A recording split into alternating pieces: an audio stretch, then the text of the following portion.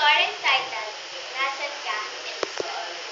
One night, after Mariana's party, Elisa insisted on her father to go out with her younger sister, Christina, and her cousins, Santi and Edna.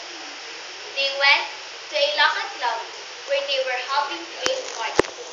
But after that, three, except Elisa, got drunk and later discovered she was sick. From the day she began secrets of family members and friends, the paranoia started.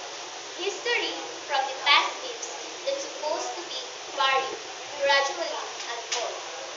The myths of the family members, the myths of family conflicts.